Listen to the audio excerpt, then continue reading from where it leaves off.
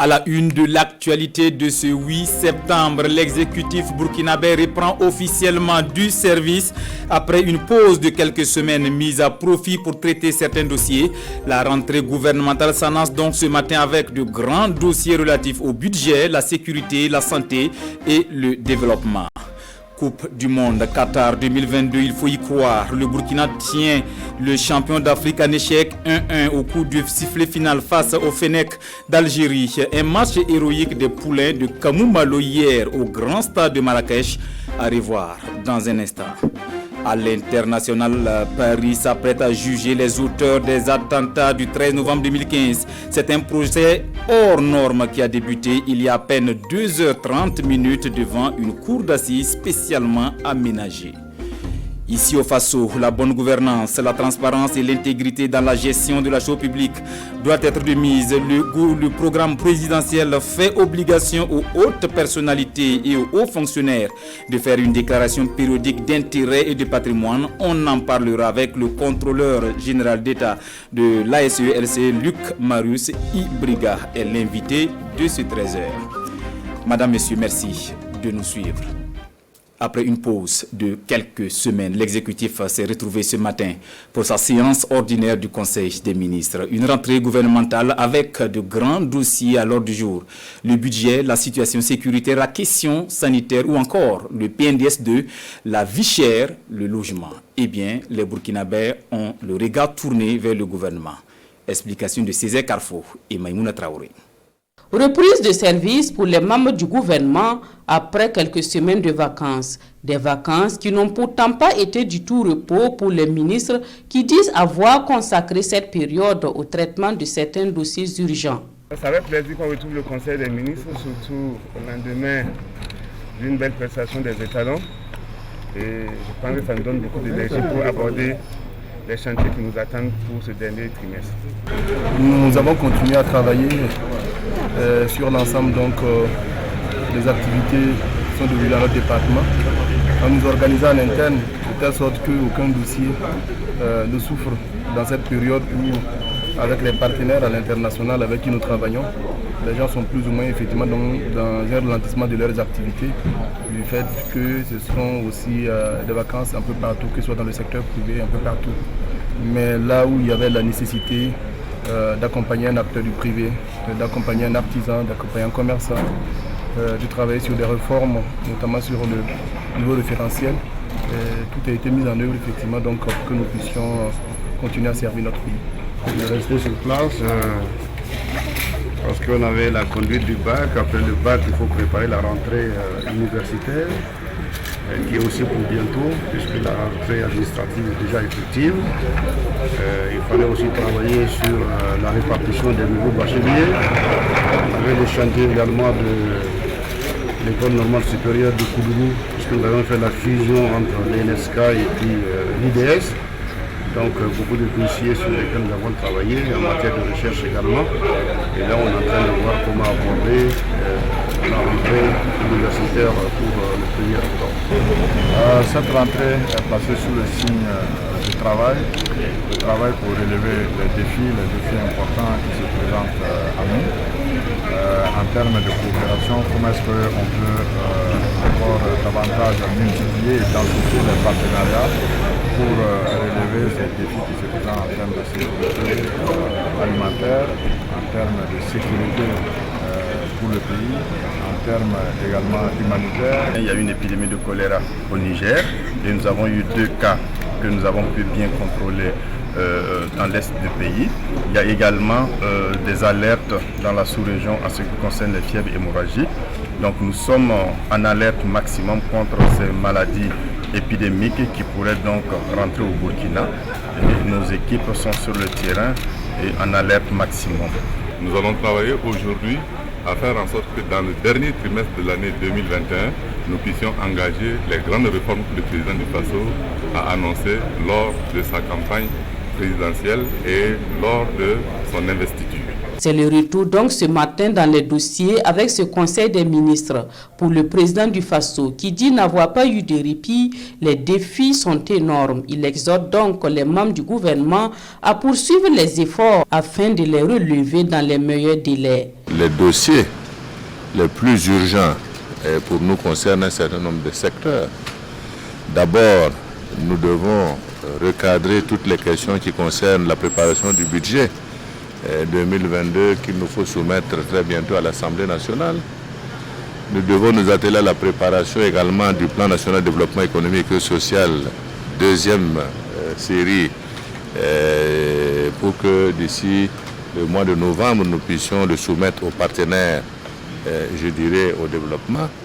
Nous devons nous préoccuper également des problèmes quotidiens des Burkinabés, notamment toutes les questions qui concernent la vie chère, toutes les questions qui concernent les questions également des logements sociaux et de la terre, comme vous savez, qui sont des questions qui amènent des gorges chaudes, mais dont nous avons la responsabilité de rechercher l'ensemble des solutions. En prélude à cette rentrée gouvernementale, le Premier ministre a évalué tous les membres du gouvernement sur la base de la feuille de route et des contrats d'objectifs assignés à chaque ministre. Il a indiqué que les résultats seront transmis au chef de l'État.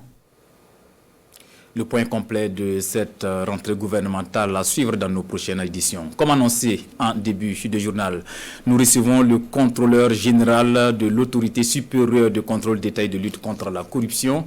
La SELC annonce les couleurs dès demain pour le lancement de la phase générale de recensement des assujettis de la DIP et la déclaration périodique d'intérêt et de patrimoine. Contrôleur, bienvenue, merci d'être là. Merci beaucoup de votre invitation.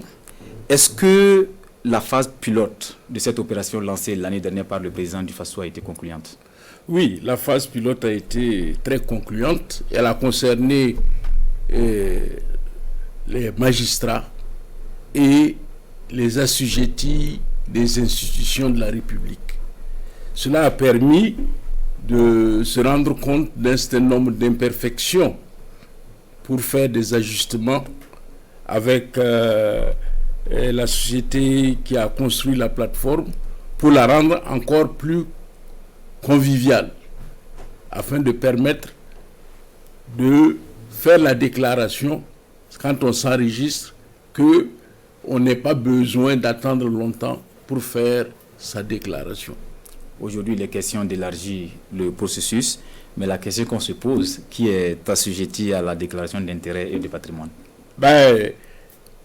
La loi 04-2015 CNT, modifiée par la loi 033-2018 AN, a vu très large. En plus des membres de l'exécutif et du législatif, qui eux font leur déclaration de manière manuscrite et qu'ils déposent au Conseil constitutionnel, tous les autres assujettis font la déclaration en ligne. Ce sont les membres du pouvoir judiciaire, les autres membres des pouvoirs administratifs et politiques, par exemple les chefs de partis politiques doivent faire leur déclaration, les personnalités civiles et militaires doivent faire leur déclaration, et même les maires et les directeurs des organes de presse doivent faire leur déclaration. C'est une perception très large qui ne tient pas compte du fait que l'on gère de l'argent, mais qui tient compte de la définition de la corruption, à savoir que tous les actes de corruption sont pris en considération. Par exemple, le trafic d'influence, la concussion, le népotisme, le clientélisme, ce qui fait que des personnes qui ne gèrent pas de l'argent sont assujettis à la déclaration parce qu'ils peuvent user de leur position pour véritablement influer sur des décisions. Il y aura du monde dans ce répertoire-là. Quel est l'esprit de l'exercice? L'esprit de l'exercice, c'est la prévention. C'est d'instaurer l'intégrité et la transparence dans la gestion du bien public. Et quand vous vous référez à l'article 7 alinéa 1 de la loi, elle dit que pour garantir l'intégrité des serviteurs de l'État et d'affermir la confiance du public envers les institutions. Voilà l'objectif qui est visé à travers la déclaration d'intérêt et de patrimoine, puisque c'est une balance que l'on fait à l'entrée de fonction et à la fin. Et chaque année, vous êtes tenu de faire la déclaration. Et si d'aventure, avant la fin de l'année, vous avez dans votre patrimoine des biens importants, des changements substantiels, vous êtes tenu aussi de le déclarer. C'est bien pour ce suivi-là, la DIP, mais en cas de manquement, est-ce qu'il y a des sanctions? En cas de manquement, il y a des sanctions. Les articles 29, 30 et 65 de la loi prévoient des sanctions. L'article 29 dit que si vous ne faites pas votre déclaration à temps, c'est-à-dire vous avez 30 jours pour le faire, en ce moment, après exploit d'huissier, on peut vous retenir un quart de vos émoluments. Si vous faites une fausse déclaration ou que après l'exploit d'huissier, vous ne déclarez toujours pas, on peut prendre le tiers de vos émoluments. Et la loi prévoit à l'article 65, qui a été repris dans le code pénal, le défaut de déclaration ou de fausse déclaration est puni d'un emprisonnement de 6 mois à 5 ans et d'une amende de 500 000 à 2 millions de francs. Donc vous voyez bien que c'est quelque chose de sérieux, qui n'est pas simplement une sorte de recommandation, mais c'est devenu une infraction. La non-déclaration, c'est-à-dire le défaut de déclaration ou de fausse déclaration, est une infraction qui est punie par le code pénal. Contrôleur général, après le lancement de la phase générale de recensement et d'enrôlement des assujettis de la DPI prévue, c'est demain, quelle sera la suite du processus dans le cadre de cette opération? La suite du processus, c'est que le département de la déclaration d'intérêt de patrimoine de l'ASELC va se rendre dans les différents ministères et dans les différentes régions pour assurer l'enrôlement des assujettis à la déclaration, parce que nous avons écrit à tous les ministères pour qu'ils nous envoient tous ceux qui sont concernés, et nous allons faire en sorte que cela soit enrôlé au niveau de la plateforme. Ensuite, il y a la vérification des déclarations, parce que ces déclarations, une chose est de les recevoir, une autre est de vérifier leur sincérité. Et là, l'ASELC est en train de mettre les bouchées doubles, parce qu'il y a une formation qui aura lieu au mois de septembre et qui va montrer aux contrôleurs d'État comment vérifier la sincérité des déclarations. Luc Marius Ibriga, contrôleur général de l'ASELC, merci pour toutes ces informations relatives à la déclaration d'intérêt et de patrimoine dont le lancement de la phase générale sera présidé demain par le chef du gouvernement. Restez avec nous pour la suite de ce journal. Et c'est à Bobo Dioulasso. Les administrateurs des sociétés à capitaux publics sont depuis lundi pour 3 semaines de renforcement de leurs capacités. L'initiative est du département en charge de l'industrie qui dit s'inscrit dans une dynamique d'amélioration continue de la gouvernance des entreprises en matière de pilotage et de gestion. Compte rendu de Manéka Yen. Des administrateurs des sociétés à capitaux publics se retrouvent cette année encore. Et pour cette 22e rencontre annuelle, ils vont être outillés sur le processus d'élaboration et de mise en œuvre du plan stratégique de développement, méthodes, outils, rôles et responsabilités des organes de gouvernance.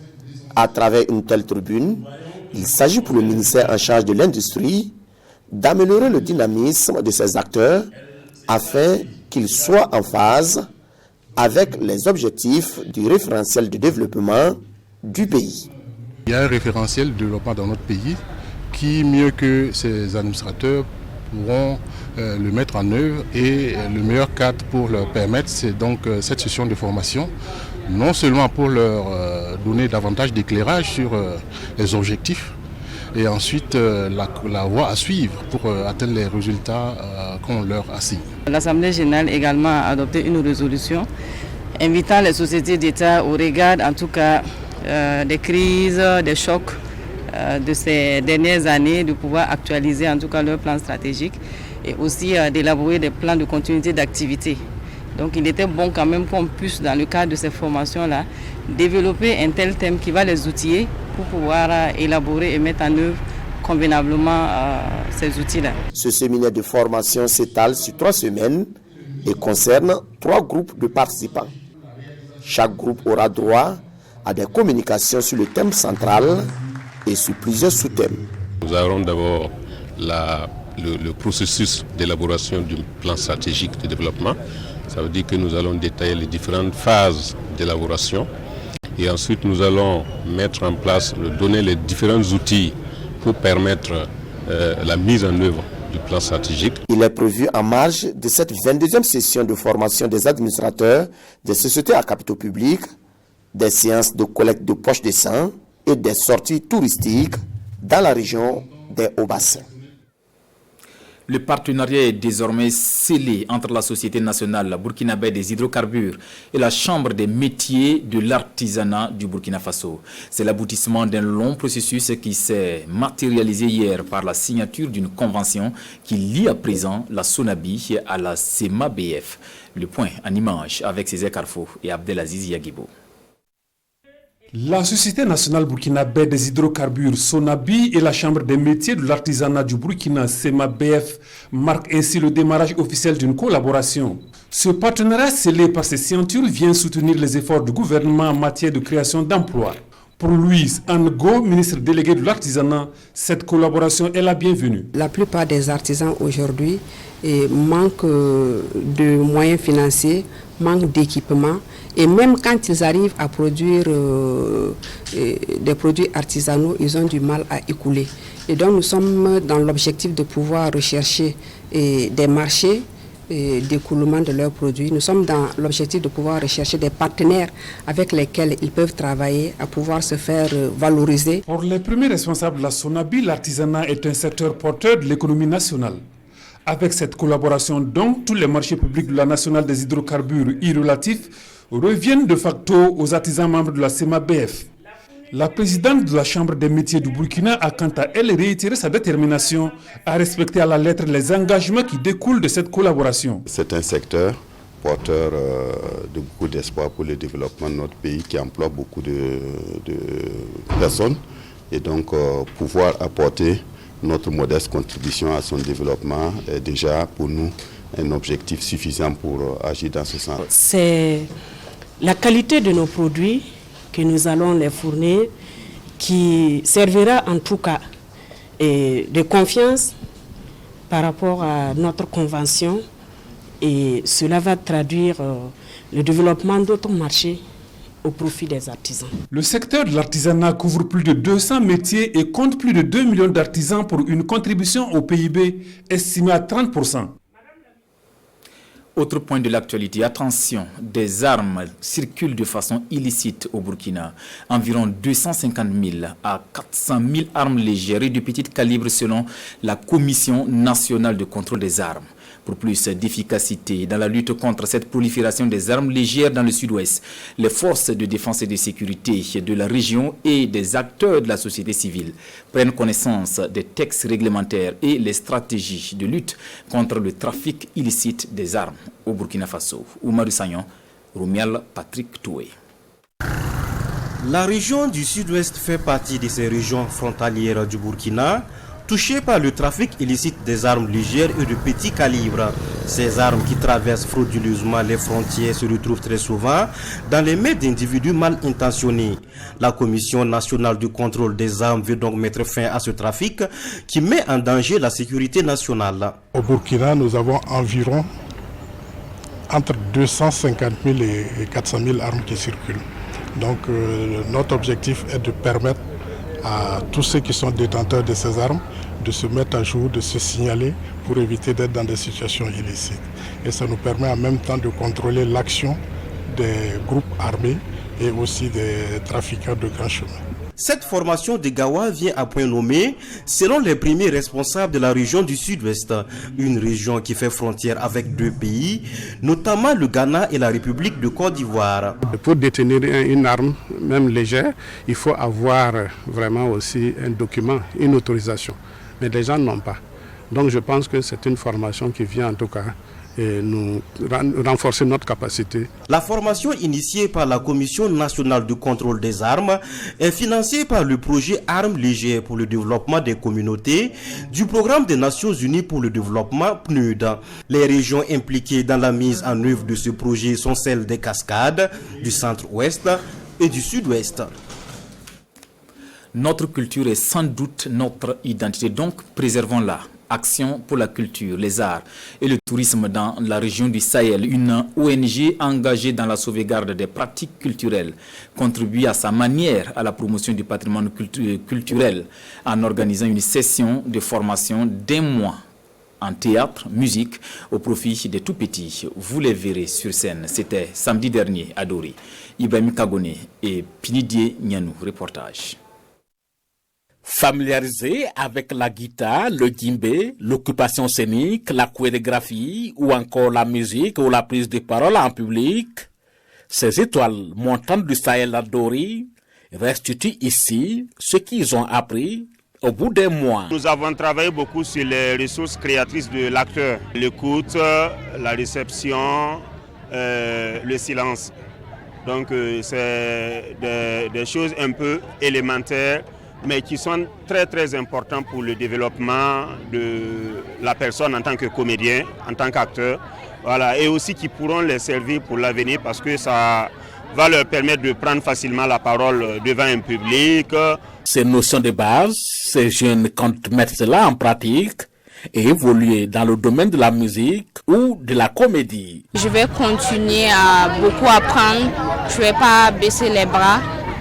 Moi, je suis vraiment intéressée par être une comédienne. La relève en matière de musique ou de théâtre dans la région du Sahel est donc assurée selon les organisateurs. Pour des enfants qui sont venus au départ qui n'avaient vraiment pas de notions sur le théâtre, la musique et la danse, mais qui au sortir de cette formation arrivent à s'exprimer. Les enfants qui arrivent à sortir des notes de guitare, vraiment, c'est très satisfaisant. La formation est organisée par l'Action pour la culture, les arts et le tourisme dans la région du Sahel à travers le projet AfroCave, atelier de formation, de recherche, d'orientation et de la création en art vivant.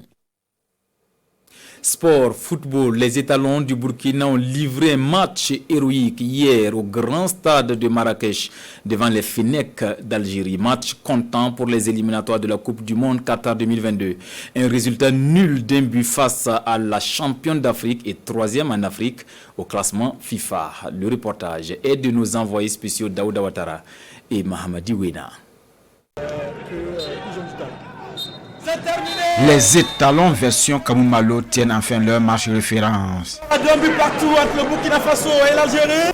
La jeunesse, la détermination et le talent étaient dans cette opposition.